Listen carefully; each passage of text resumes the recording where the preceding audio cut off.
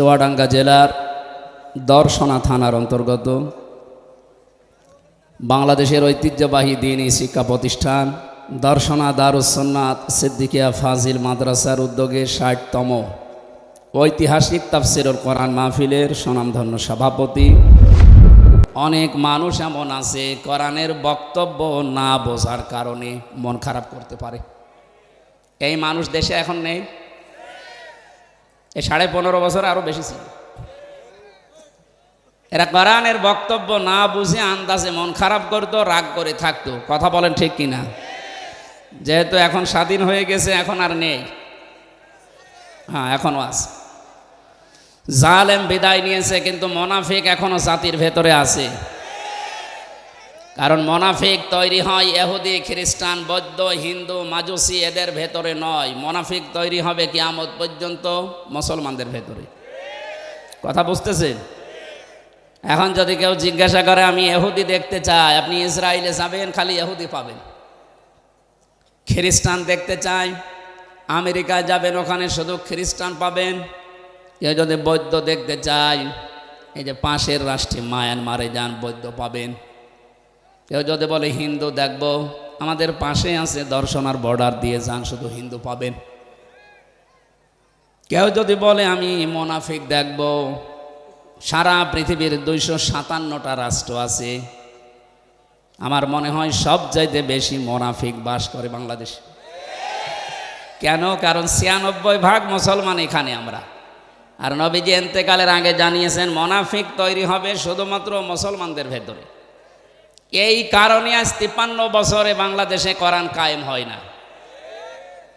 ৯৬% যেখানে মানুষ মুসলমান দাবি করছি, সে দেশে কোরআনের আইন চালু করতে এত বছর সময় লাগবে কোন কারণে বলেন? এই জন্য আমরা জালেম থেকে মুক্ত হলেও মুনাফিক থেকে এখনো মুক্ত হতে পারিনি। আর মুনাফিকেরা কোরআনের আলোচনা শুনে না বুঝে মন খারাপ করতে পারে, সম্ভাবনা আছে না? দেখেন তো আজকে কোনটা মন খারাপ করে। যেইটা মন খারাপ করে রাগ করবে, মনে করবেন ওইটা কি? হ্যাঁ। দ্বিতীয় নম্বর হারাজনের ব্যাখ্যা হচ্ছে, হে নবী আপনি যখন কোরআনে কারিমের তাফসির করবেন, তাফসির মানে স্পষ্ট করা, খুলে ফেলা, উন্মুক্ত করা। আবাহমান কাল থেকে এই বাংলাদেশে এবাদত মনে করে অনেক কিছু মানুষ নিয়ম নীতি বানিয়েছে যে এটা এবাদত, অথচ ওটা ইসলামে নেই। কোরআনে কারিমের তাফসির করলে ওইটা খুলে যাবে, উন্মুক্ত হয়ে যাবে, জাতি বুঝবে যে এটা একটা বাটপার। কথা বলে না কেন? পৃথিবীতে দেখবেন ৩টা প্রাণী আছে, এরা দিনের আলোতে বের হয় না, রাতের আধারে বের হয়। পেঁচা, বাঁদর আর চামচিকা। এটা দিনের আলোয় পাবেন, রাতের আধারে বের হয়।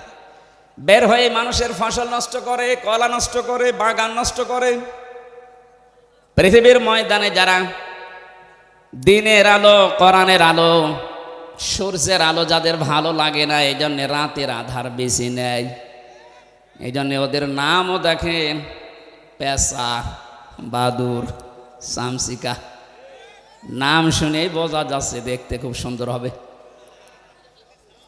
পেঁচা কেউ একবার দেখলে কেউ মনে করবে যে আমি আরেকবার দেখি। নামের ভেতরে এবার চেহারা ফুটে উঠেছে। এই দুনিয়াতে যারা কোরআনের আলো, ইসলামের আলো, দ্বীনের আলো যারা সহ্য করতে পারে না, এরাই কিন্তু অন্ধকারের পথগুলো বেছে নেয়। আর পৃথিবীতে অন্ধকারের সবচাইতে বড় পথ হচ্ছে শিরকের পথ, বেদাতের পথ, জুলুমের পথ। কথা বুঝতেছেন? এই সমস্ত রাস্তাগুলো তারা বেছে নেয় যারা কোরআনের আলো সহ্য করতে পারে না।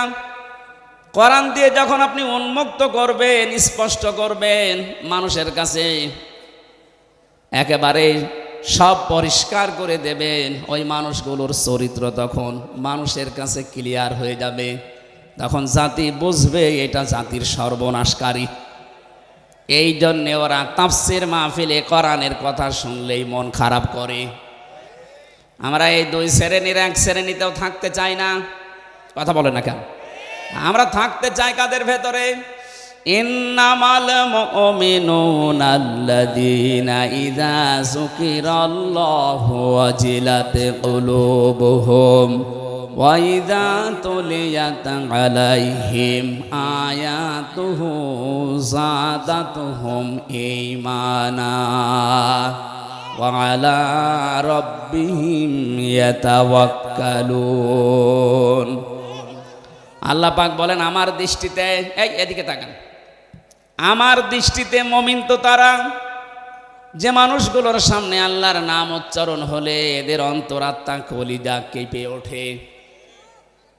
15.5 বছরে বহু জায়গায় কোরআনের কথা, আল্লাহর কথা বলার জন্যে অনুমতি নিতে 14 জায়গায় যাওয়া লাগতো। যাদের কাছেই গেছেন এদের অন্তরাত্মা কাঁপা দূরের কথা, এদের বিদ্যা আরো বাড়তো। স্যার বলছিলেন না আপনাদের সাবেক এমপি, যার ঘর বাড়ি পর্যন্ত এখন বিরানহীন ওজার গৃহ হয়ে গেছে। আমি আসার সময় একটা জিনিস লক্ষ্য করেছি, কুষ্টিয়া থেকে কোরআনের আয়াতের সাথে মিলালাম আসতে আসতে।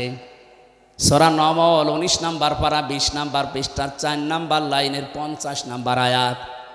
একটু মিলাবেন, আমার মনে হয় এই বাংলাদেশে বহু জেলার সাথে মিলে যাবে। অমাকারু মাকারাও ওয়া মাকারনা মাকারাও ওয়া হুম লা ইয়াশউরুন। আল্লাহ পাক বলেন ওরা ষড়যন্ত্র করেছিল, আমি আল্লাহ কৌশল করেছিলাম। এই যে মাকরন শব্দের ব্যাখ্যায় মুফাসসির দিয়েছেন, ইবনে কাসিরে আছে, ষড়যন্ত্রটা এমন পর্যায়ে পৌঁছিয়েছে যে পাহাড় পর্যন্ত তার জায়গা ছেড়ে চলে যাবে। এই 15.5 বছরের যে ষড়যন্ত্র যতগুলো আপনি হয়তো খেয়াল করেননি সূক্ষ্মভাবে, এমন জায়গায় তারা পৌঁছিয়েছে একটা জাতিকে পুরা নাস্তিক বানাতে যা লাগে সব পায় তারা করেছিল। এমনকি সমকামিতা পর্যন্ত এদেশে জারি করার সব লাইন খোলা ছিল। এটা যেহেতু এখনো বন্ধ হয়নি, এই যে আয়াত পড়লাম এটা কিন্তু লূত আলাইহিস সালামের জামানায় যারা সমকামী ছিল তাদের বিরুদ্ধে আল্লাহ নাযিল করেছিলেন। আজ যারা বাংলাদেশে মানবাধিকারের অফিস খোলার নামে সমকামিতার অফিস ঢাকাতে খুলতে চাচ্ছেন, এদেশে একটা মুসলমানও যদি জীবিত থাকে এ স্বপ্ন সাধ পূরণ হবে না। সে যে যাই করেন, যত বড় ক্ষমতার অধিকারী হন, আমাদের কাছে সব সমান। কথা বলেন না কেন? যদি ঈমান থাকে আমাদের। শব্দটা খেয়াল করেছেন, পরের শব্দে আল্লাহ মাকার না দিয়েছেন, জামা মুতাকাল্লিম। আল্লাহ বলেন ওরা ষড়যন্ত্র করেছিল আর আমি আল্লাহ নিজে কৌশল অবলম্বন করলাম। মাকারা ওয়া হুম লা ইয়াশউরুন, এমন কৌশল করেছি যে ওরা বুঝতেও পারে নাই। আমি আসার সময় গাড়িতে আয়াতটা মিলাচ্ছিলাম, দেখি আল্লাহর কৌশলটা কেমন। ফানজুর কাইফা কানা আকিবাতু মাকরিহিম আন্না দাম্মারনাহুম ওয়া কওমাহুম আজমাইন। আল্লাহ পাক বলেন নবী আপনি একটু নজর করে দেখেন, ফানজুর কাইফা কানা আকিবাতু মাকরিহিম, যারা ষড়যন্ত্র করেছিল এই দেশে ইসলামের বিরুদ্ধে, মানবতার বিরুদ্ধে, হাজার হাজার বছর আগে লূত নবীর জামানায় ওই অবিশ্বাসীরা মানবতাকে পুরা উল্টিয়ে ফেলেছিল। আল্লাহ যে সিস্টেম দিয়েছিলেন নারী আর পুরুষের, অথচ পুরা উল্টিয়ে ওরা সমকামিতায় লিপ্ত হয়েছিল। এদের এই ষড়যন্ত্রের কি জবাব আমি দিয়েছি, এর পরিণাম আপনি একটু দেখেন। আন্না, অবশ্যই আমি আল্লাহ নিজে, দাম্মারনাহুম, আমি নিজে তাদেরকে ধ্বংস করে দিয়েছি, আকাউমাহুম আজমাইন, এবং তাদের পুরা জাতিকে আমি আল্লাহ নিজে প্রতিশোধ নিয়েছি। প্রতিশোধের ধরনের পরের আয়াতে আল্লাহ একটু দিয়েছেন। আমি যতগুলো তাফসির মিলিয়েছি প্রত্যেকটা মুফাসসির আয়াতের তাফসির করতে গিয়ে সবাই এক কথা লিখেছেন, ফাতিলকা বুয়ুতুহুম খাফিয়াতাম বিমা যালামু। আল্লাহ পাক বলেন এই সেই ঘর, এদিকে তাকান। আল্লাহ যেন তার এই আঙ্গুল দিয়ে দেখাচ্ছেন, এই জন্য ফা দিয়েছেন। ফার গ্রামার অনুযায়ী 13টা অর্থে ব্যবহার হয়। তিলকার আগে ফা দিয়ে আল্লাহ বোঝাচ্ছেন, আমার কুদরতি আঙ্গুল দিয়ে আমি দেখালাম ফা তিলকা বয়ুতুহুম, বাইতুন না দিয়ে বয়ুত বহু বচন দিয়েছেন, হোম দিয়েছেন জমির বহু বচন। আল্লাহ পাক বলেন এই সেই ঘর, আপনি একটু তাকান এই ঘরের দিকে, খাবিয়াতান জনশূন্য করে দিয়েছি, ওজাড় গৃহ বানিয়ে দিয়েছি, বিমা সালামু তাদের এই জুলুম করার কারণে এই ঘরের ভেতরে বসে এরা জুলুম করতো, এই জন্যে ঘরের দিকে তাকান। আমি কুষ্টিয়ায় আসার সময় দেখেছি হানিফ সাহেবের বাড়ি আল্লাহ যা করেছে সারা দেশের অবস্থা একই। আপনি একটু গভীরভাবে চিন্তা করে মিলাবেন, এই আয়াতটা একেবারে খাপের খাপ মিলে যাচ্ছে। শুধু হানিফ সাহেবের বাড়ি না, আপনাদের টগর মিয়া এক কথা বলছেন এখানে, আপনি একটু জান এই যে 2-3 বাড়ি তো পরে ইট খুলে নিয়ে চলে গেছে মানুষ। আল্লাহ খাবিয়াতান শব্দটা দিয়েছেন, মনে হচ্ছে দেশ দেখে দেখে দিল। আল্লাহ বলেন তাকান এই সেই ঘরের দিকে, যে ঘরের ভেতরে এরা জুলুমের দুর্বিসন্ধি করত, সলা পরামর্শ করত, কাকে সকালবেলা নিয়ে এসে এই টর্চার ছেলে নির্যাতন করা হবে এই ঘরের ভেতরে তারা পায়তারা করত। এই ঘরের ভেতরে জুলুমের যত কিছু এরা সরঞ্জামাদি এক জায়গায় করে রেখেছিল। আজ বাংলাদেশে বহু ঘরের ভেতরে জুলুম করার জন্য যে জিনিসপত্র লাগে সব পাওয়া যাচ্ছে। এই জন্য জুলুমের সাথে যারা জড়িত এরা আল্লাহর মামলার আসামি। কথা বলছেন, জুলুমের সাথে যারা জড়িত এরা মামলার আসামি কার? হামজা যদি মামলা নাও দেয় আল্লাহ নিজে মামলা দেবে, এটা আমি বানালাম। সূরা শুরা 42 নম্বর আয়াতের প্রথম অংশে আছে ইন্নামাস সাবিলু আলাল্লাযিনা ইয়াজলিমুনান নাস, অবশ্যই আমি আল্লাহ নিজে মামলা দায়ের করব তাদের বিরুদ্ধে। এখানে ইয়াজলিমুন আল মুসলিমুনা নেই, ইয়াজলিমুনা মোজারে বর্তমান ভবিষ্যৎ প্রেজেন্ট ফিউচার। নাস না দিয়ে আল্লাহ মুসলিমুনা না দিয়ে নাস দিয়েছেন কেন? পৃথিবীর যে কোনো ধর্মের অনুসারী হতে পারে কিন্তু সে মানুষ। কথা বলে না কেন? মানুষ হয়ে যারা মানুষের উপরে জুলুম করছে করবে, এ মানুষগুলো আমির হামজার টার্গেট না, এরা আল্লাহর টার্গেট।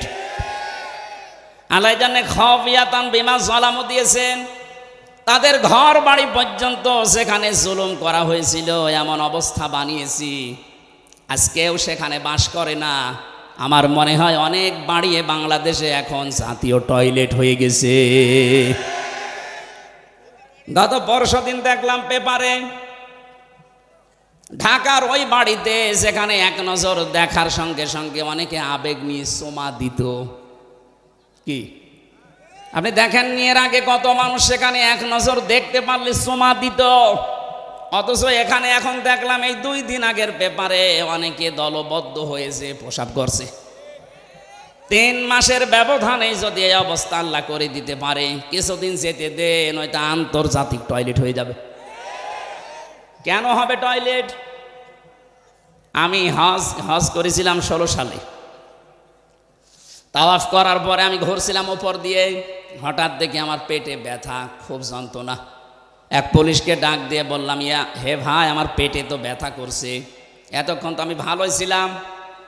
পুলিশ আমারে বলছে ইয়া হাজিউল হুজ্জা তাই না বিলা দুকা, ও হাজি দেশ কোথায়? যে তুমি বাংলাদেশ থেকে এসেছি। আমারে বলছে আপনি জানেন না এটা কোন জায়গা? না তো, এটা আবু জাহেলের বাড়ি। আপনি এখনো পায়খানা না করে দাঁড়িয়ে আছেন, তাড়াতাড়ি করেন। এটা কোরআন শরীফ আমার সামনে, সত্যি কথা বলছি। পায়খানা করে দেখি আমার পেটের ব্যথা যন্ত্রণা ভালো হয়ে গেছে। আল্লাহ মনে হচ্ছে আমারে জানাতে চেয়েছে, হামজা এত টাকা খরচ করে 6000 কিলোমিটার পাড়ি দিয়ে আসলে, আরে শয়তানের বাড়ি পায়খানা না করে চলে যাবা, তাড়াতাড়ি করো। আমার তো এখান থেকে মনে হচ্ছে আর কিছুদিনের ভেতরে যতগুলো জায়গা বাংলাদেশে জুলুমের আঁকড়া ছিল ওই জায়গাগুলো জাতীয় টয়লেট আল্লাহ বানিয়ে দেবে। এদেশের যাদের পেটে ব্যথা হবে, বাকিটা বললাম না, কথা বলেন। 3-4 জন দেখলাম একসাথে টয়লেট করছে। পেপারে তো হেডলাইনে দিয়েছে ছবি সহ। 3-4 জন মিলে যদি একসাথে যায়, আর কিছুদিন যেতে দেন, একটাও থাকবে না। বাংলাদেশে যতগুলো জায়গায় জুলুম হয়েছে ওই জায়গাটাকে আল্লাহ অভিশপ্ত বানিয়ে দিয়েছে। কারণ এই মানুষগুলো আল্লাহর মামলার আসামি। মামলার বাদী যত বড় হয় কেস তত কঠিন হয়। আমার মামলার বাদী যদি সলিমদ্দি কলিমদ্দি হতো, 3 দিনও আমার জেলে থাকা লাগতো না। অথচ 3টা বছর আমার জীবন থেকে নষ্ট হয়ে গেছে। 30 বারের উপরে মামলা উঠেছে, জামিন হয়নি। মামলার বাদী সলিমদ্দি না, সরাসরি যিনি পালিয়েছে উনি। ওরা 2 বোন তো পালিয়ে বেঁচেছে। আমরা আহ্বান জানাবো, এদেশ থেকে যারা বাইরের দেশে যায় তাদেরকে আমরা রেমিটান্স যোদ্ধা বলি। কথা বলেন না কেন? আপনারা নিজেরাই যখন বলতেন আমাদের স্বামী স্ত্রীর সম্পর্ক, সুতরাং আমরা স্ত্রী হিসাবে আপনাকে মেনে নিয়েছি। স্বামীর বাড়িতে আছেন, আর একজন তার দোলা ভাইয়ের বাড়িতে আছে।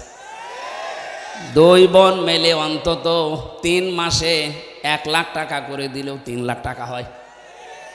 এত বড় বিশাল ঋণের বোঝা দিয়ে গেলেন আমাদের মাথার উপরে, আর 3 লাখ টাকা আজ পর্যন্ত 3 মাসে দিতে পারলেন না। তো কিসের বিদেশে আছেন আপনারা? আমরা চাই আপনারা রেমিটেন্স পাঠান। অন্তত কিছু না হোক, স্বামীর পকেট মারা টাকা তো দেওয়া যায়। 3 মাস বসে আছেন, পকেট মারা যাচ্ছে না। হাজি সাহেব বলে হয়তো মারছে না। এই 8-9 দিন আমরা দেখতে পাচ্ছি একটা মিথ্যা কথা ছড়িয়ে বেড়াচ্ছে সারা বিশ্বের মোড়লদের কাছে, যে আমি নির্বাচিত ছিলাম, আমাকে উৎখাত করা হয়েছে। এটা ডাহা মিথ্যা কথা। এটাকে যদি ঘোড়াকেও জিজ্ঞাসা করেন যে 15.5 বছরে যারা ছিল ওরা কি নির্বাচিত ছিল, ঘোড়াও হাসবে। এটা কথা বললেন? 15.5 বছরে তো নির্বাচনই হয়নি, তো নির্বাচিত হইল কি করে? কোরআনে কারীম জানিয়েছে, হুয়া জেতাবাকুম। সূরা হজের 78 নম্বর আয়াতের মাঝের অংশে আছে, আল্লাহ বলেন, আমি আল্লাহ নিজে তোমাদেরকে নির্বাচিত করি। দর্শনাবাসী, নির্বাচিত করা হয় যে পদ্ধতিতে, তার নাম নির্বাচন। কথা বলে না কেন? নির্বাচনই তো 15 বছর হয়নি, আপনি নির্বাচিত হইলেন কি করে? আমি চাই একটা হাসি মানুষ এত বড় ডাহা মিথ্যা কথা বলে পৃথিবীর মানুষের কাছে আমাদেরকে যেন আর কালার করলেন না। কারণ আমি নিজে হাসি তো আমার গায়েও লাগে। কথা বলেন না কেন? আপনার ওই কর্মকাণ্ড দেখে আমাকেও মানুষ বলবে পাঁচি। আমি আপনার জন্য গালি খেতে চাই না। অন্তত যাই বলেছেন থামেন। আপনার এই আজেবাজে মিথ্যা কথার কারণে আজ হাজারো মানুষ মিথ্যা আশ্বাস পেয়ে এদেশের ভেতরে মাঝে মাঝে বিশৃঙ্খলা করতেছে। এই জন্য জুলুম যারা করে, জুলুমের সরঞ্জামাদি যারা তৈরি করে রাখে, এরা সরাসরি টার্গেট কার?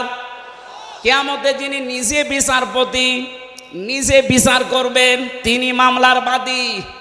দেশের প্রধান আমার মামলার বাদী ছিল, এই জন্য আমার জামিন হয়নি। আপনি হিসাব করে দেখেন, এদেশে 1628টা চেয়ার ছিল। এই চেয়ার না, যারা 2 জন পালিয়েছে ওনাদের 2 জনেরও 2টা চেয়ার ছিল। একজনের আসল চেয়ার আর একজনের অদৃশ্য চেয়ার। বাকি এখনো 1627টা চেয়ার মিলে যারাই ছিল, আমি যতটুকু লেখাপড়া করে বাস্তবতা মিলিয়েছি, প্রত্যেকটা চেয়ারে যারা সব জালেম, হয় জালেম নয় জালেমের সহযোগী। এক কথা বলে না কেন?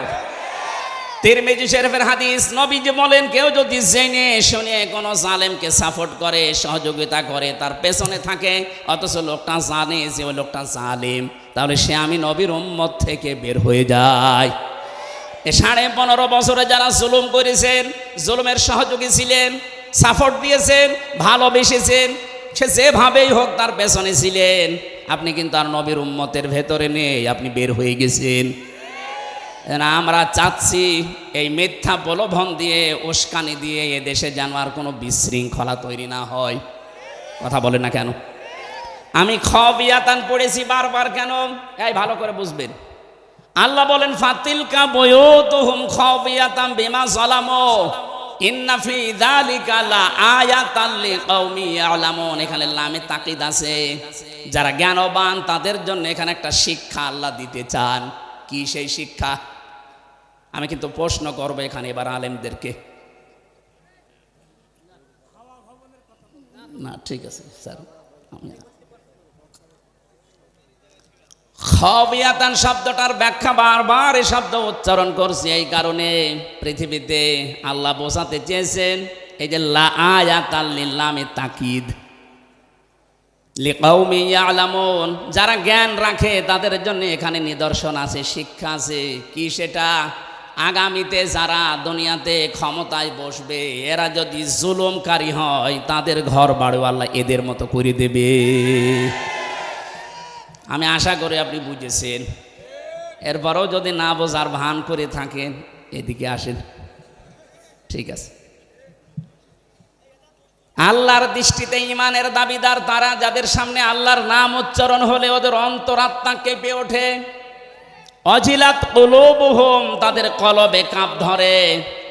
ওয়াইদা তুলিয়াত আলাইহিম আয়াতুহু যাদাতহুম ঈমানা, তাদের সামনে কোরআনে কারীম তেলাওয়াত করলে ব্যাখ্যা বিশ্লেষণ তখন করবেন, হে নবী দেখবেন তাদের ঈমান যা আছে ওটা আরো বেড়ে গেছে।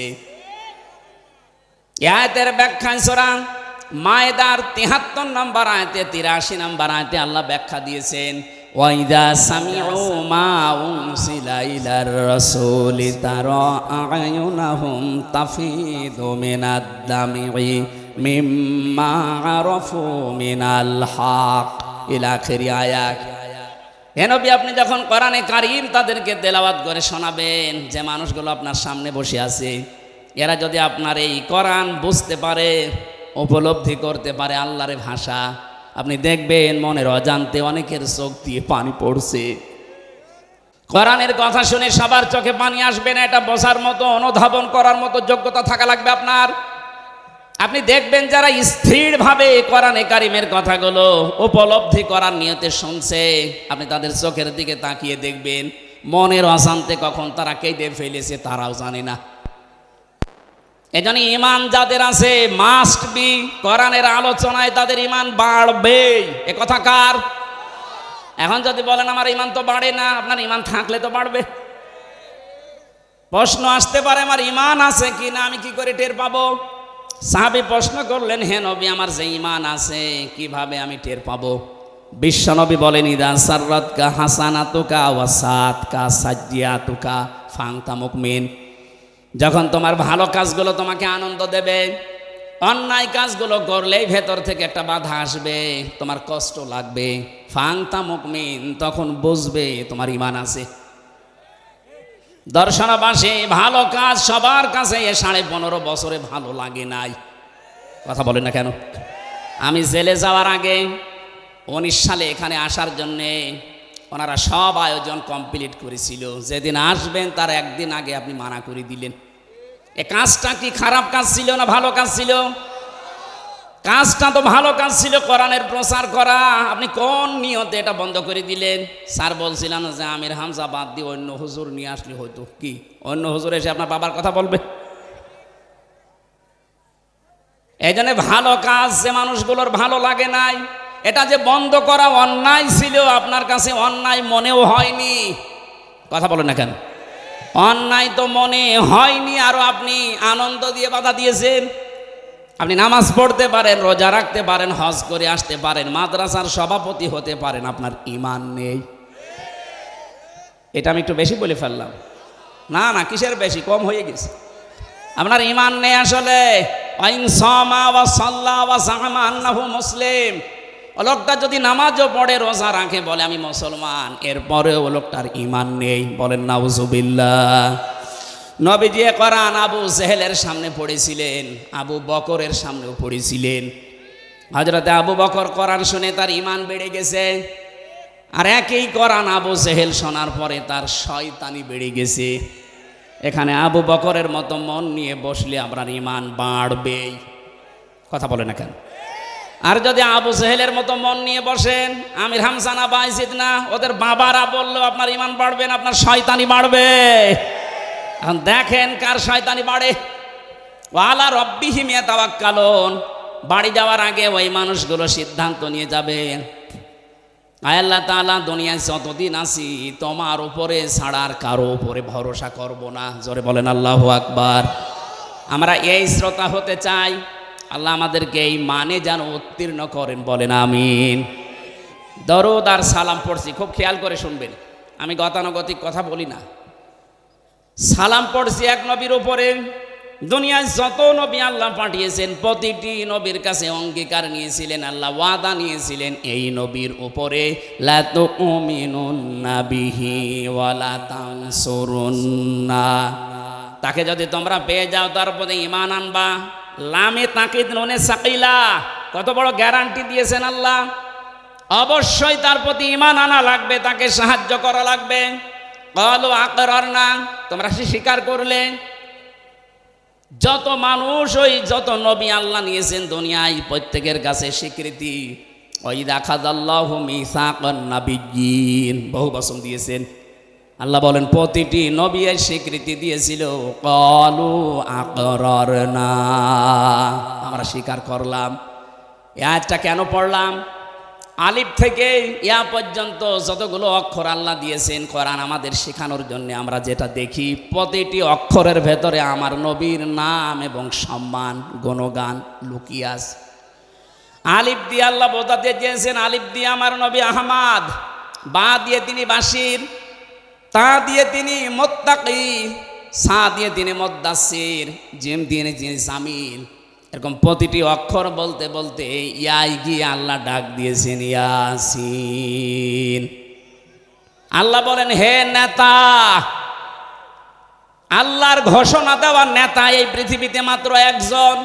এ শব্দটা শোনার পরে আমার মনে হয় অনেকের মনে এখন উকি চুকি দিচ্ছে, মনে হয় রাজনীতি করবে না। এটা যদি শুধু দুনিয়ার সাথে সম্পৃক্ত হয়তো আমি বলতাম না, এটা সম্পর্ক আখিরাতের সাথে। এবার ভালো করে খেয়াল করবেন, তাবারির ভেতরে আছে এটা, তাফসিরে কাবিরের ভেতরে আছে। ফখরুদ্দিন রাজি রহমতুল্লাহ আলাইহে এই ইয়াসিন শব্দের 5টা অর্থ তিনি দিয়েছেন। সিন মানে সাজ্জিদুল আলামিন, সিন মানে সাজ্জিদুল বাশার, সিন মানে সাজ্জিদুল কাউনাইন, সিন মানে সাজ্জিদুল আম্বিয়া, সিন মানে সাজ্জিদুল মুরসালিন। এক একটা শব্দের ভেতরে তাফসিরে কাবিরে লক্ষ লক্ষ কথা মুফাসসির লিখেছেন। এই 5টা শব্দের অর্থও যদি করা হয় 5 ঘন্টা লাগবে। এই জন্য আমি সামারাইজ করে বলছি, আল্লাহর ঘোষণা দেওয়া নেতা দুনিয়ায় কয়জন? আরো জোরে বলেন। বারবার নেতা শব্দটা উচ্চারণ করছি কেন?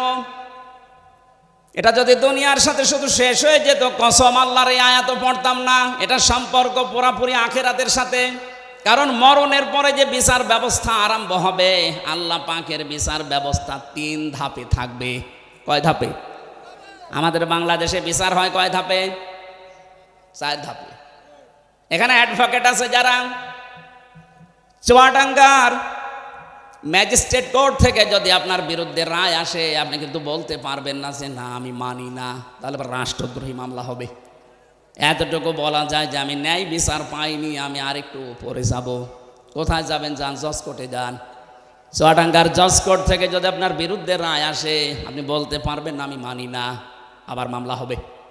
এতটুকু বলা যায় যে আমি ন্যায় বিচার পাইনি, আমি আরও উপরে যাব। কোথায় যাবেন? যান ঢাকাতে হাইকোর্টে যান। হাইকোর্টের 54টা বেঞ্চ আছে, যে কোনো বেঞ্চে আপনার মামলা তুলবেন। ওখান থেকে যদি আপনার বিরুদ্ধে রায় আসে, আপনি বলতে পারবেন না আমি মানি না। এতটুকু বলার ক্ষমতা আছে যে আমি ন্যায় বিচার পাইনি, আমি আরও উপরে যাব। কোথায় যাবেন? যান সুপ্রিম কোর্টে যান। ওখানে আবার 2 ভাগ আছে। এই যে 4টা বাংলাদেশের বিচার ব্যবস্থায় ধাপ আছে কয়টা? আল্লাহ বলেন কিয়ামতের দিন আমিও বিচার ব্যবস্থা সাজাবো। ধাপ দিয়েছি 3টা। প্রথম ধাপেই মানুষকে আপনার সামনে দাঁড় করাবো, স্রেফ একা একা। এখান থেকে শিক্ষা পাবেন একটা। সূরা মারিয়ামের 95 নম্বর আয়াতে আছে, ওয়া কুল্লুহুম আতিহি ইয়াউমাল কিয়ামাতি ফারদা। আল্লাহ বলেন কিয়ামতে প্রতিটি মানুষকে আমার সামনে দাঁড় করাবো বিচারের জন্য, প্রথম ধাপে একা একা। কয়জন করি? বলেন বলেন, কি বুঝলেন এখান থেকে? এই বাংলাদেশ, ভারত আর পাকিস্তান, এই 3টা দেশে এই ঝামেলাটা আছে। বহু মানুষ আজ পীরের নামে, দরবেশের নামে ধোঁকা দিয়ে অনেককে বোকা বানিয়ে এই শিক্ষা দিচ্ছে, তোর কোনো চিন্তা নেই, কিয়ামতের দিন আমি আছি, তোকে বাঁচিয়ে দেব। এমনকি অনেকে এই বিশ্বাস নিয়ে কথা বলেও ফেলে, কিয়ামতে আমার দাদা যান, আমার বাবা যান, লক্ষ লক্ষ মরিদ নিয়ে হাজির হবে। এটা দাহা মিথ্যা কথা, কোরআনের এই আয়াতের সাথে মেলে না। কোথায় পেয়েছেন এই ভণ্ডামি? কিয়ামতে আল্লাহ আপনাকে ডাকবে বিচারের জন্য কয়জন করে? আলেম কত বসে আছে দেখেন তো, কুল্লুহুম আতিহি ইয়াউমাল কিয়ামাতি ফারদা, একা একা ডাকবে। এটা শুনেই শেষ করে দিয়েছেন না, এখান থেকে শিক্ষা নেওয়া দরকার। কিয়ামতের কঠিন ময়দানে আল্লাহ কিন্তু আপনাকে একা ডাকবেন। এবার আপনি ভাবেন তো, আপনার এই 50 বছর, আমার এখন 33 বছর, যাদের 50, 60, 70 বছর, আপনি একটু পেছনের দিকে তাকিয়ে বলেন, এখনই যদি আপনি পটল তোলেন, চোখ বন্ধ হয়ে যায়, এই 70 বছর আল্লাহর সামনে দাঁড়িয়ে জবাব দেওয়ার মতো কায়দা আছে? এই জন্যই তো তাফসীর মাহফিলে আসা লাগে।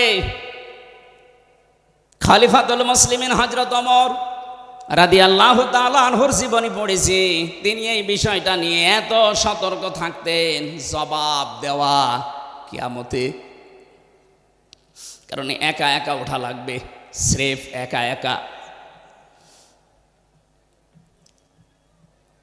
সূরা ইনশিকাকের একটা আয়াতের তাফসিরে পড়তে গিয়ে বেশি, আল্লাহ যদি কাউকে মাফ করার ইচ্ছে করে, কিয়ামতে কোটি কোটি মানুষ থেকে আল্লাহ তাকে আস্তে করে আলাদা করে নেবে, কুদরতের চাদর দিয়ে ঢেকে ফেলবে, সামনে দাঁড়িয়ে জিজ্ঞাসা করবে, হামজা এই কাজগুলো করেছিলি?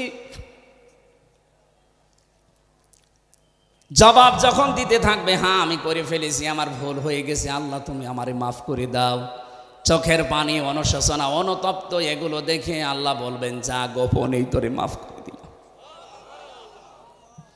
অন্তত এটা যদি হয় আপনার জীবনে, আপনি পার পেয়ে যাবেন। আর যদি আল্লাহ হিসাবের জন্য দাঁড় করিয়ে বলে, বল এটা কেন করলি, নবীজি বলেন, আমি পর্যন্ত উপায় নেই আল্লাহর এই বিচার থেকে রক্ষা পাওয়ার। হযরত ওমর সন্তানটাকে ভর্তি করে দিলেন এরকম মাদ্রাসায়, মক্তবে। প্রধান বিচারপতি ওই দেশে ওই সময় হযরতে আলী, তার ছেলে হোসাইনকেও ভর্তি করে দিয়েছে। হযরত আব্দুল্লাহ বিন ওমর তিনি বসে আছেন, হোসাইন কলম ফেলে দিয়ে বলছে, কলম তুলে দাও। একবার, দুইবার, তিনবার বলার পরে উনি তিনবারই তুলে দিয়েছেন। চতুর্থবার উনি বলে ফেললেন, আপনি কি মনে করেন আমি কি আপনার চাকর খাদেম নাকি?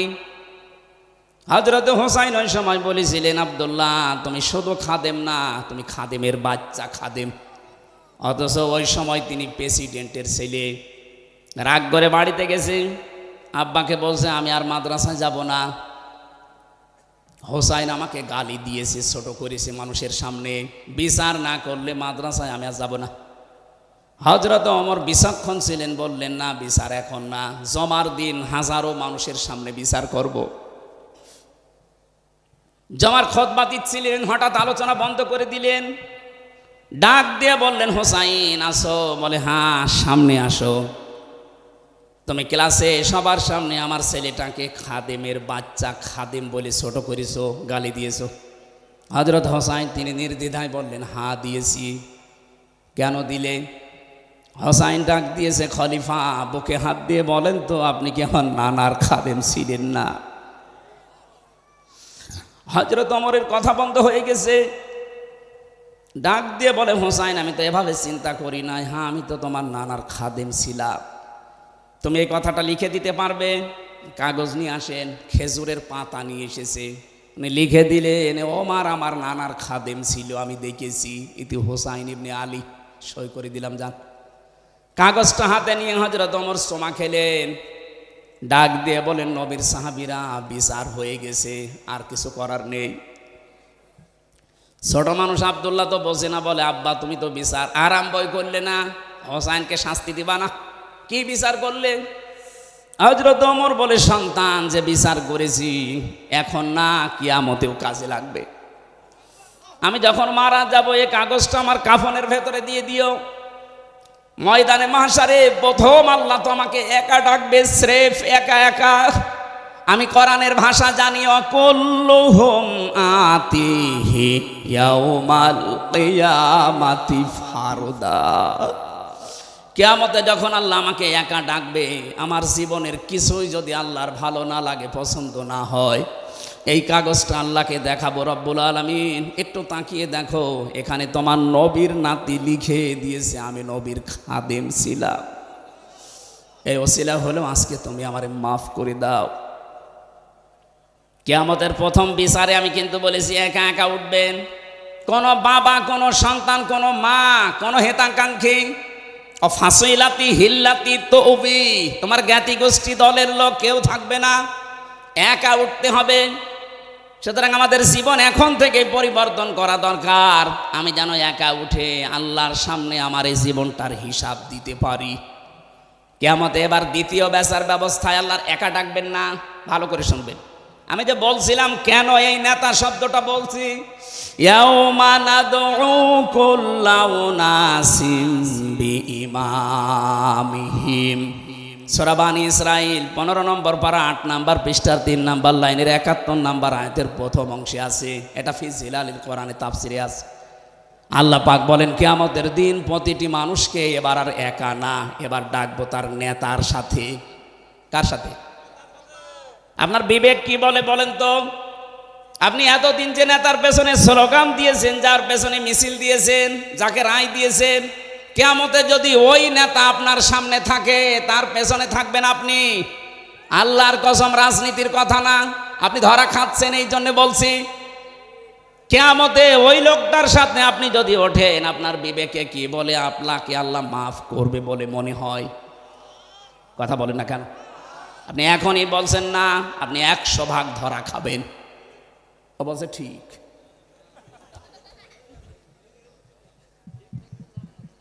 কথা বোঝার পরে বলেন তো, এই যে অবস্থায় আমরা আছি, বারবার আমি নেতা শব্দ নিয়ে এসেছি এই কারণে, কোরআনে কারীম জানিয়েছে 124 নম্বর আয়াত, এটা সূরা বাকারার 1 নম্বর পারা 18 নম্বর পৃষ্ঠার 5 নম্বর লাইনে আছে, ওয়াইযিবতালা ইব্রাহিমা রাব্বুহু বিকালিমাতিন ফাতাম্মাহুন্না ক্বালা ইন্নী জাইলুকা লিন্নাসি ইমামা। আমি ইব্রাহিমকে পদে পদে পরীক্ষা নিয়েছিলাম বিভিন্ন কালিমার মাধ্যমে। আমার ইব্রাহিম প্রতিটি পরীক্ষায় উত্তীর্ণ হয়েছে, পাশ করেছে। আমি আল্লাহ শেষ পরীক্ষায় খুশি হয়ে তাকে মানুষ জাতির জন্য, মানব জাতির জন্য ইমাম বানিয়ে দিয়েছি। হযরতে ইব্রাহিম নবী ওই সময় প্রশ্ন করেছিলেন, ক্বালা মিন যুররিয়াতি, হে আল্লাহ, যে নেতা হওয়া, নেতৃত্ব দেওয়ার গুণাবলী, এটা কি শুধু আমি একাই পেলাম, নাকি আমার সন্তানাদি যারা কিয়ামত পর্যন্ত আসবে তারা কি নেতা হতে পারবে, নেতৃত্ব দিতে পারবে? আল্লাহ সঙ্গে সঙ্গে জবাব দিয়েছেন, ক্বালা লা ইয়ানালু আহদিস যালিমিন। এখানে যারা আরবি গ্রামার বসে, ইয়ানালু এটা মুজারি, বর্তমান, ভবিষ্যৎ, প্রেজেন্ট, ফিউচার, শেষে আল্লাহ যালিমিন দিয়েছেন। আল্লাহ বলেন, ইব্রাহিম, তোমার সন্তান আদিতে যারা কিয়ামত পর্যন্ত আসবে তারা নেতৃত্ব দিতে পারবে, নেতা হতে পারবে, কিন্তু কোনো জালেমের জন্য আল্লাহর অঙ্গীকার নেই। আয়াতে মুফাসসির ফি জিলালিল কোরআনে লিখেছেন, জালেমের জন্য নেতা হওয়া অবৈধ, হারাম। অথচ এই 53 বছরে যে যত বেশি জুলুম করেছে সে তত বড় নেতা ছিল। কথা বলে না কেন? বিশেষ করে 15.5 বছরে যে যত বেশি জুলুম করেছে মানবতার উপরে, দেশের মানুষের উপরে, তার নিজের উপরে, সে বড় নেতা হয়ে গেছে। তারাই আমাদেরকে বলে যে না, আপনি মসজিদে থাকবেন, মাদ্রাসায়, খানকায় থাকবেন, এই ময়দানে আসবেন না। এই জালেমদের জন্য এই ময়দানে থাকা জায়েজ নেই। আর জালেমরাই আমাদেরকে উল্টা ফতোয়া দেয়। এই জন্য আপনার নেতা ঠিক করা লাগবে। আল্লাহর ঘোষণা দেওয়া নেতা যেহেতু একজন, তার আদর্শ মেনে দুনিয়ায় যারা চলে তারা আপনার নেতা। তার আদর্শের বাইরে যারা আছে তারা আপনার জন্য নেতা হতে পারে না। এখন আপনার বিবেকে যা বলে আপনি তাই করেন। তেলাওয়াত করেছিলাম কোরআনে কারিমের 6666টি আয়াতের মাত্র একটা আয়াতের এক অংশ, 3 ভাগের 1 ভাগ আমি পড়েছি। আমার যতটুকু এই আয়াতের ওপরে স্টাডি করা আছে, লেখাপড়া করা আছে, আমার তো মনে হচ্ছে আয়াতে যত কথা দিয়েছেন দুনিয়া আখেরাত সব আল্লাহ এর ভেতরে দিয়ে দিয়েছেন। জবান খুলে কোরআনের আয়াত তাফসীর আকারে কথা বলার জন্য শোনার জন্য পড়েন আউযু বিল্লাহি মিনাশ শাইতানির রাজিম বিসমিল্লাহির রহমানির রহিম ইয়া আইয়ুহাল্লাযীনা আমানু দুখুলু ফিস-সিলমি কাফা। আল্লাহ পাক বলেন, ওহে যারা ঈমানের দাবিদার, তোমরা প্রবেশ করো পরিপূর্ণভাবে ইসলামে। কোথায় আল্লাহ প্রবেশ করতে বললেন? আরো জোরে বলেন। এখানে শব্দের আগে সিনের আগে উপরে যদি কেউ সিনে জবর দিয়ে পড়ে তাহলে হয় সালমন। সালমন শব্দের শাব্দিক অর্থ শান্তি। যদি আপনি সিন দিয়ে পড়েন তাহলে বাংলা অর্থ আসবে, ইমানদারেরা তোমরা শান্তির ভেতরে প্রবেশ করো। সিনের নিচে জের দিয়ে পড়লে বাংলা অর্থ দাঁড়াবে সিলমন। সিলমন মানে ইসলাম। সিলমন মানে কি? তোমরা প্রবেশ করো ইসলামে। কেউ যদি আল্লাহকে প্রশ্ন করে, আল্লাহ আমি ইসলামে প্রবেশ করেছি, আল্লাহ বলেন না, 5টা বিষয় তোমার প্র্যাকটিক্যাল লাইফে দেখানো লাগবে। যদি 5টা বিষয় দেখাতে পারো যে হ্যাঁ, তাহলে তোমার ইসলামে পরিপূর্ণ প্রবেশ করা হয়েছে।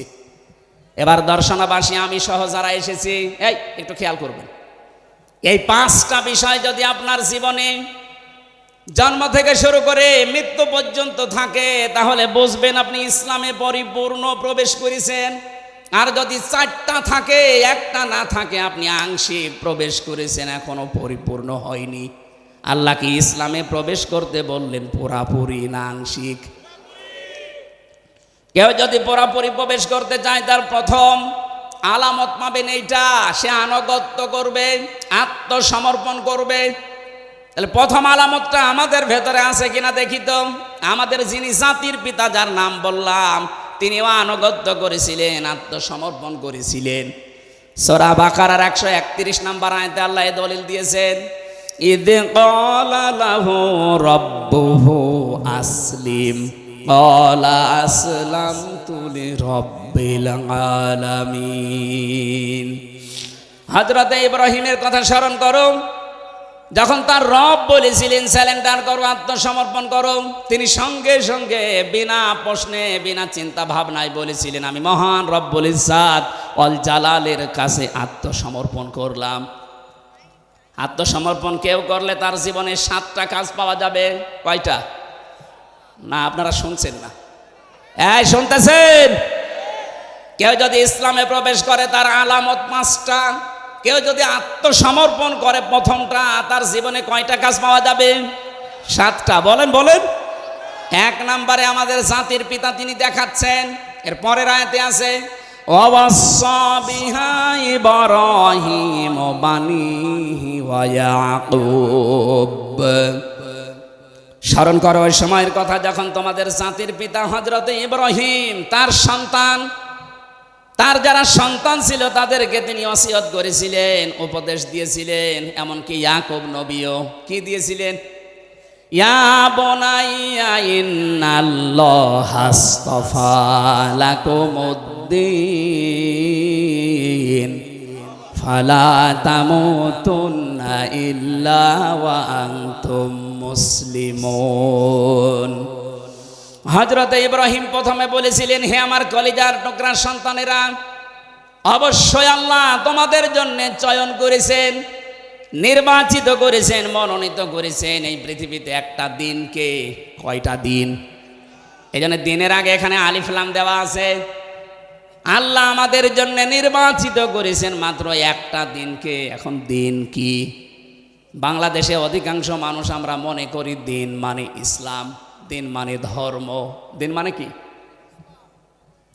এই যে ধর্ম বলে যারা চালিয়ে দেন, ধর্মের ইংরেজি একটা শব্দ আছে রিলিজিয়ন, অথচ দিন শব্দের 19টা অর্থ আমি পেয়েছি আরবি অভিধানের ভেতরে। যতগুলো আছে একটাও দিন মানে ধর্ম লেখা পাইনি। দিন মানে একটা পেয়েছি 19টার, কনস্টিটিউশন, সংবিধান। এটা আমরা বাংলাদেশে অনেকে না বুঝলেও ফেরাউন কিন্তু হাজার হাজার বছর আগে ভালো করে বুঝেছিল দিন মানে সংবিধান। হযরতে মুসা আলাইহিস সালামকেও হত্যা করার জন্যে জাতির লোকের কাছে বলেছে, ওয়াকালা ফিরআউনু দারুনি আকতুল মুসা ওয়ালিয়াদউ রাব্বা ইন্নাহুম ইয়াসহারু ইলা ইন্নী আখাফু আইয়ুবাদদিলা দীনাকুম ইলা আখির আয়াত। সূরা মুমিনের 26 নম্বর আয়াতে আল্লাহ জানিয়েছেন, ফেরাউন বলেছিল আমাকে ছেড়ে দাও, আমি মুসাকে হত্যা করব, সে তার রবকে ডাকুক। আমি আশঙ্কা করছি, আমি ভয় পাচ্ছি সে আমার দিনকে উল্টিয়ে দেবে। এখানে দিন মানে সংবিধান, রাষ্ট্রের নিয়ম নীতি। বাংলাদেশে আজ দিন মানে ধর্ম মনে করে অনেকে আনন্দে আত্মহারা হয়ে আছে, অথচ ফেরাউন বুঝেছিল দিন মানে সংবিধান। আমরা যদি এইটা আজ বুঝতে পারতাম দিন মানে সংবিধান। এখন সংবিধান সংস্কারের কাজ চলছে ৯৬% মুসলমানের দেশে, অন্তত ২০ জন যদি উপদেষ্টা লাগে সংবিধান সংস্কারের জন্য, যারা দায়িত্বে থাকবে তার ১৮ জন আলেম লাওয়া লাগতো। তারা কোরআনে কারিমের সূরা ফুরকানে ৭৪টা ধারা আছে, সংবিধান বানাতে এই ৭৪টা ধারায় যথেষ্ট। এই ধারাগুলো যদি ব্যক্তি, পরিবার, সমাজ আর রাষ্ট্রে কায়েম করে দেওয়া যায় সংবিধানের মাধ্যমে, এই বাংলাদেশও আবার মিনি জান্নাত হয়ে যাবে। দিন মানে সংবিধান, এটা আমরা অনেকে জানি না। দিন মানে ধর্ম মনে করে বসে আছি। যারা মনে করেন দিন মানে ধর্ম, অন্যান্য ধর্মের মতো ৪৫০০ ধর্ম এখন দুনিয়ায়। কত বলেন বলেন?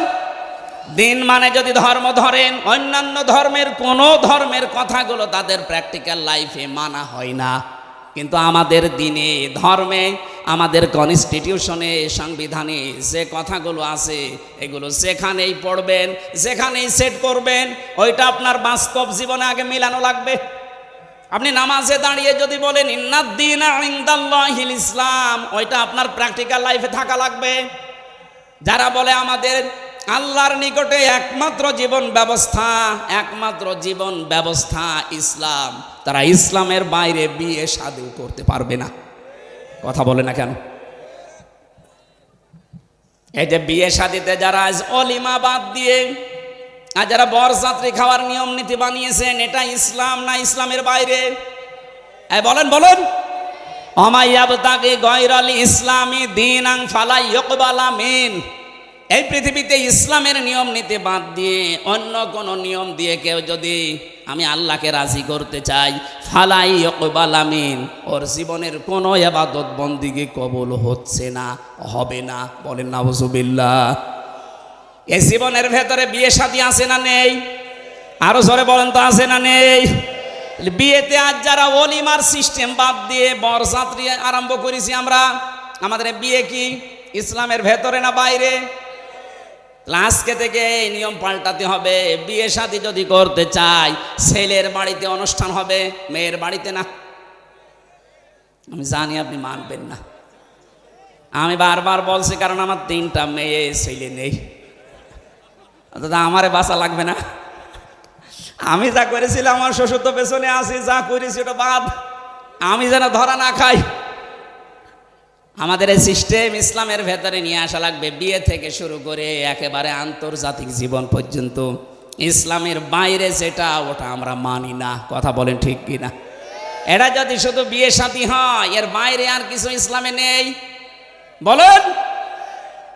এই যে অর্থনীতি আজ ধ্বংস হয়ে গেছে, এস আলম গ্রুপ ইসলামী ব্যাংক থেকে ৭৫,০০০ কোটি টাকা আত্মসাৎ করেছে।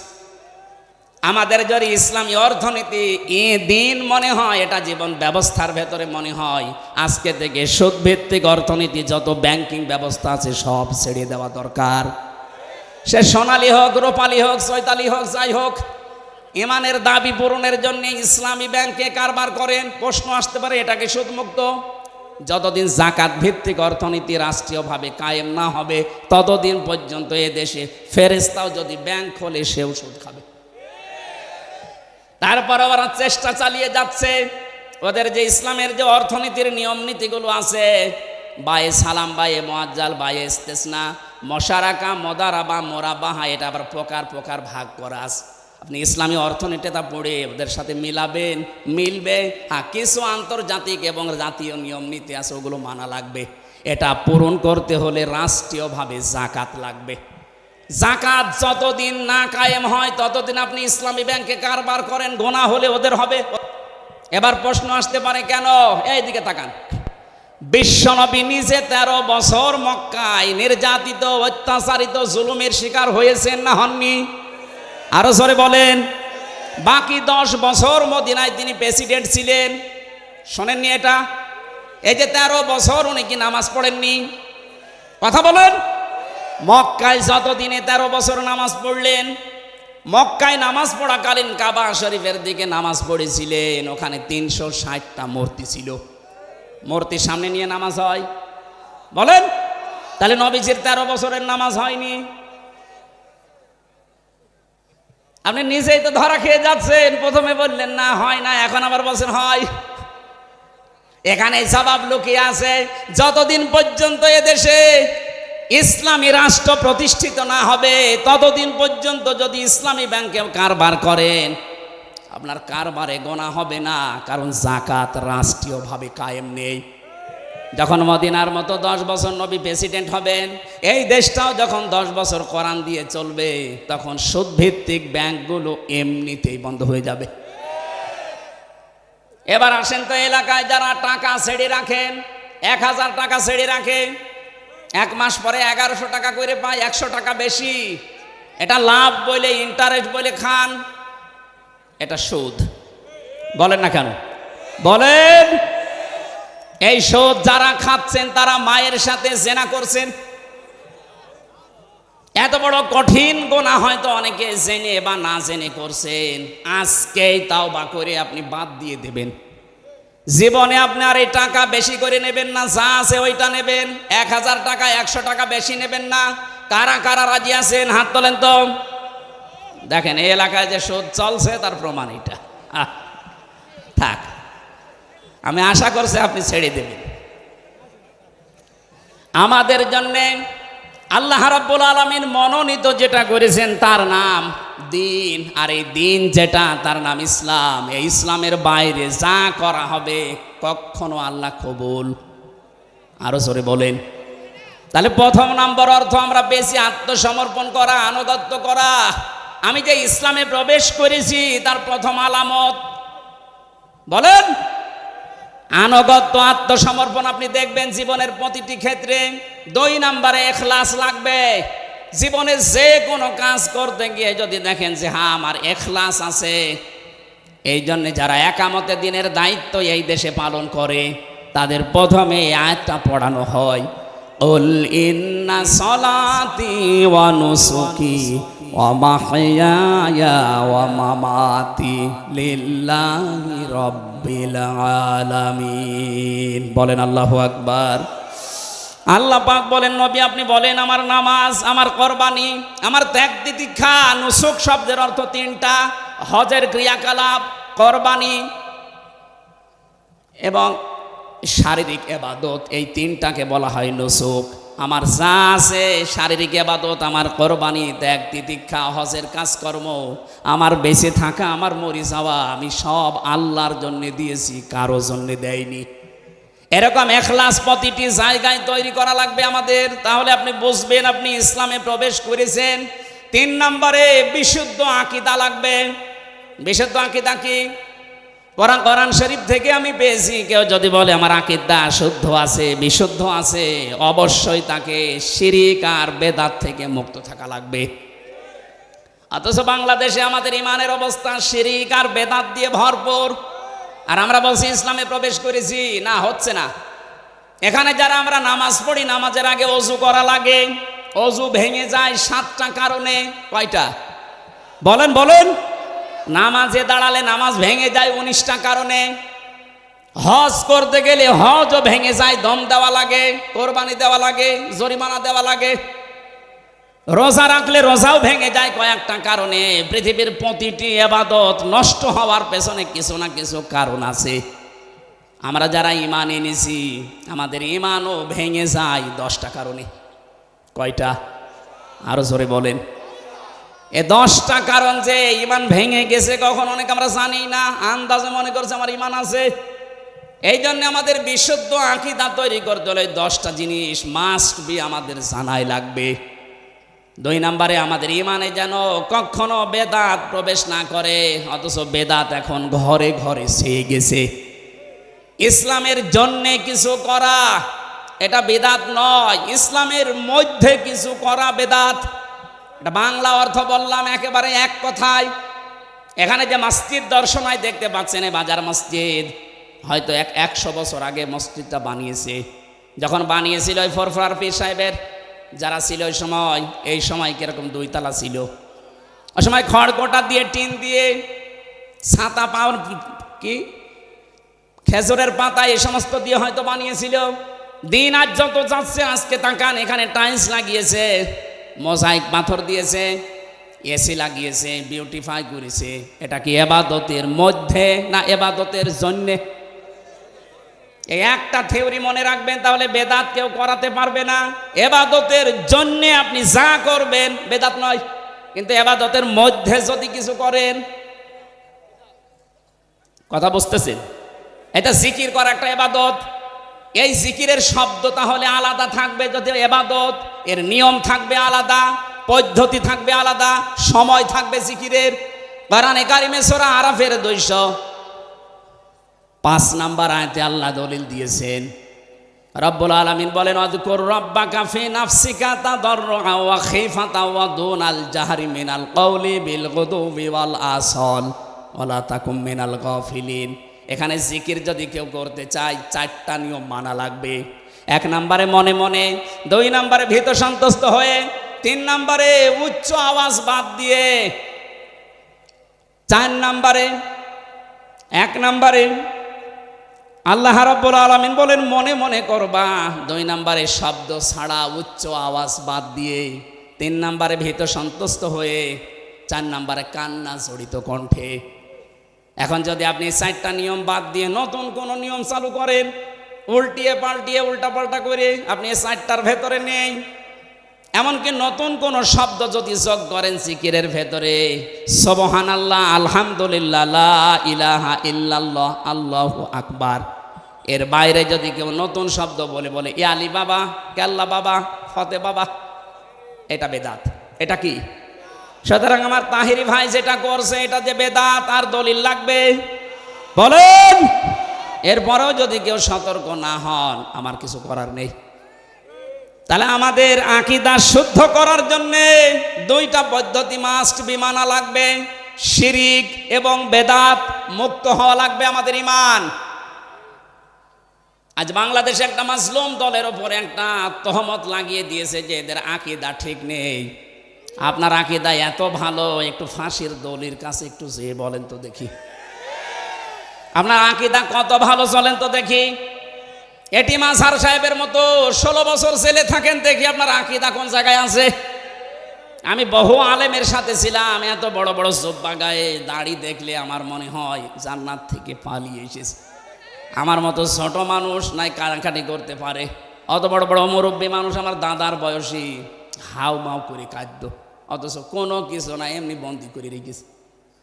আপনার এমনি বন্দি করে রাখলে যদি আপনার কান্না আসে, আপনার মতোই তো রক্ত মাংসে গড়া। আপনি যার আকীদার ভুল ধরেন, ওই লোকটা 13 বছর 17 বছর কেউ বলে বসে আছে, বিনা কারণে, কোনো দোষ নেই। আন্দাজে যদি কেউ তার উপরে এই তহমতগুলো লাগিয়ে দেয় যে না এ দোষ সে করেছে, কোনো মানুষ যদি কোনো অন্যায় না করে, ওই দোষ তার উপরে চাপিয়ে দিলে সে যেন প্রকাশ্য পাপের বোঝা বহন করে। এই জন্য আকীদা খারাপ, এই জিকির বাদ দেওয়া লাগবে। এই পৃথিবীতে আকীদা তো তাদের সবচাইতে পরিষ্কার যারা শিরিক এবং বেদাত থেকে মুক্ত।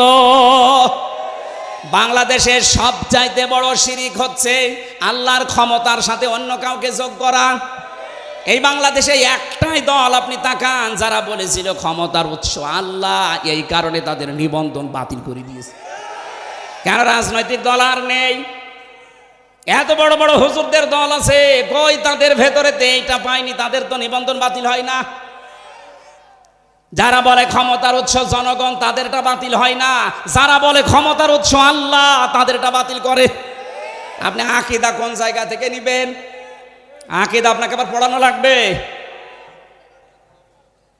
যে মানুষগুলো আল্লাহর অস্তিত্বে হাত দিয়েছিল, যে ক্ষমতার উৎস আল্লাহ, এ কথা বলার কারণে যাদের নিবন্ধন বাতিল হয়ে গিয়েছিল, মাত্র 5 দিনের ব্যবধানে আল্লাহ তাদেরকে বাতিল করে দিয়েছে।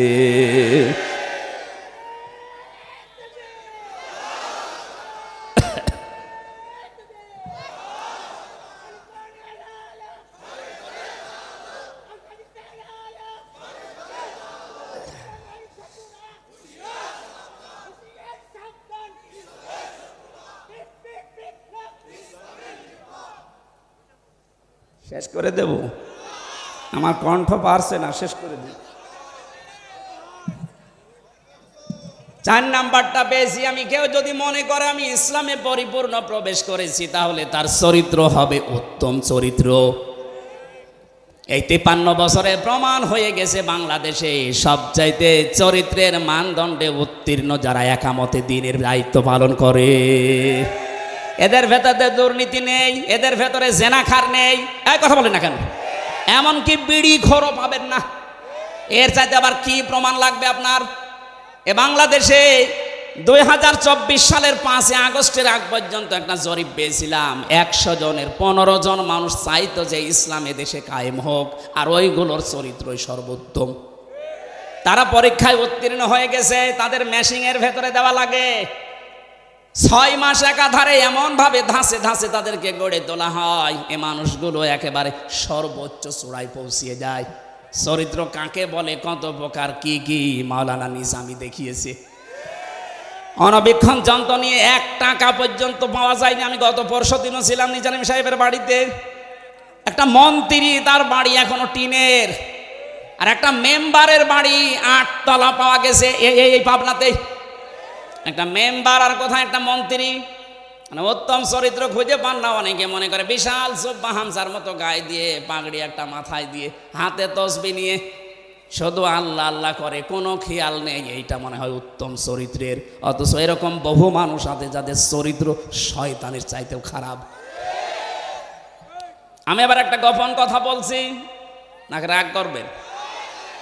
চরিত্র যদি আমি সহ যারা এসেছি, সে যে বয়সের লোক হোক, যদি সংশোধন করতে চান, পবিত্র করে রাখতে চান, 2টা ঔষধ মানা লাগবে।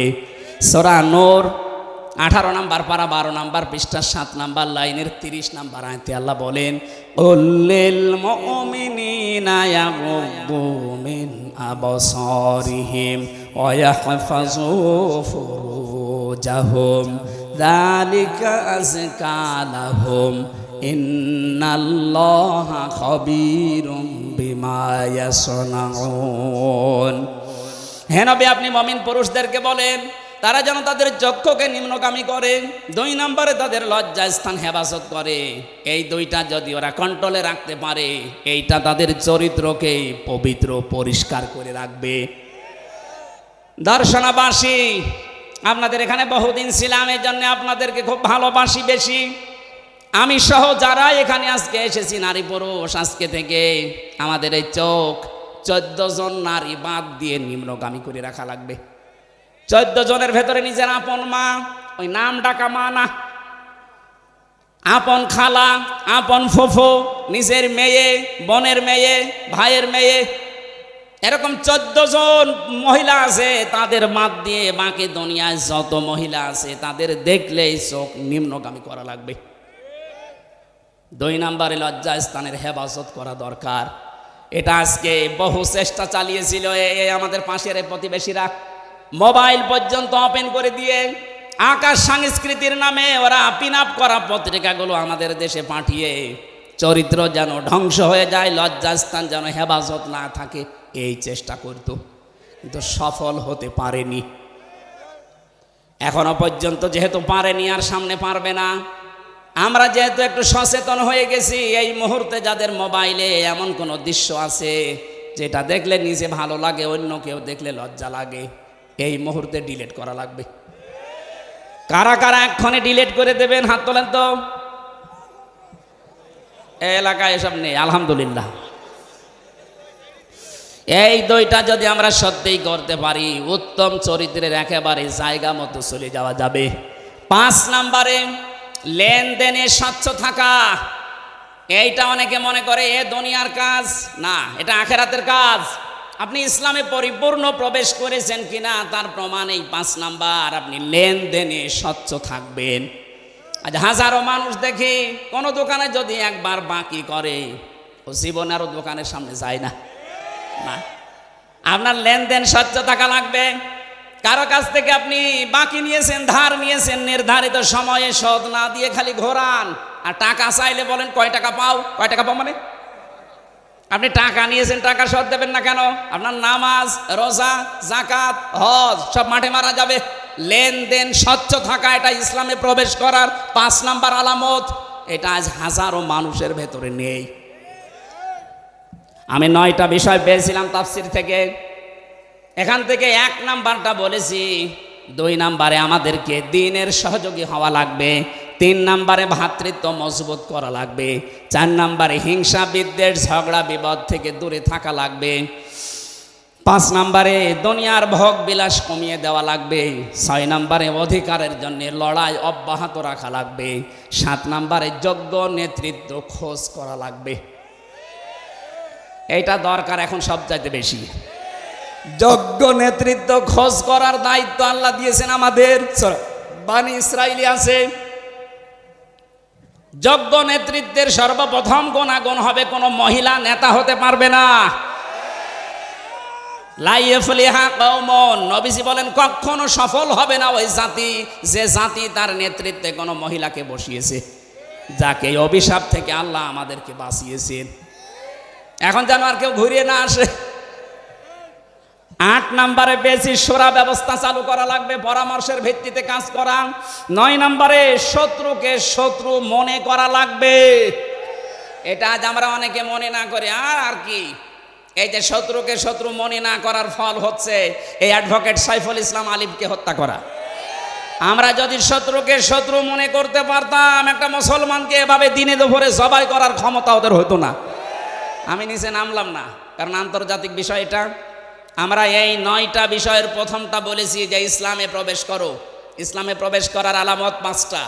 আল্লাহ আমাদেরকে এই 5টা বিষয় দুনিয়া থেকে মিটিয়ে আল্লাহকে দেখানোর তৌফিক দিন, আমিন। মা বোন যারা এসেছেন, তিরমিজি শরীফের হাদিস আপনার জন্য, ইদা নাসারা ইলাইহা সাররাতুহু, স্বামী যখন আপনার দিকে তাকাবে স্বামীকে আনন্দ দেবেন। ওয়াইদা গাবা আনহা হাফিজাতুহু, যখন স্বামী বাইরে যাবে আপনি হেফাজতে থাকবেন, ইজ্জত আবরু সম্ভ্রম নিয়ে। অতঈনু আলা দীনি যাওজাতিহা, যখন আপনার স্বামী বাইরে দিনের কাজ করবে, মানবতার কাজ করবে, তাকে উৎসাহ দেবেন, সাহায্য করবেন। স্বামী যেটা আদেশ করে যদি বৈধ হয় মেনে নেবেন। আল্লাহ আমাদেরকে এই 4টা কাজ মেয়েদের করার তৌফিক দিন, আমিন। বারাকাল্লাহু লানা ওয়া লাকুম ফিল কোরআনিল আযীম। আল্লাহুম্মা আমিন।